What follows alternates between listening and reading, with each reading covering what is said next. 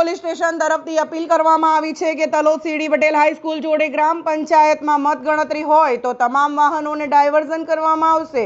સાબરકાંઠાના તલોદ ખાતે તલોદ સીડી પટેલ હાઈસ્કૂલમાં સ્થાનિક સ્વરાજ્યની 45 ગ્રામ પંચાયત સરપંચની ચૂંટણી મતગણતરી હોય તો દરેક વાહનોને ડાયવર્ઝન આપવામાં આવ્યું છે।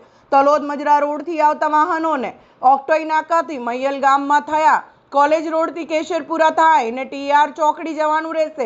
आ तमाम वाहनों ने डीआर चौकड़ी थी करे केशरपुरा थाय कॉलेज रोड थी मय्यल गाम में थाय ऑक्टोई नाका थई मजरा तलोद गाम वारावाड़ो रस्तो डायवर्ट करवामां आवे छे।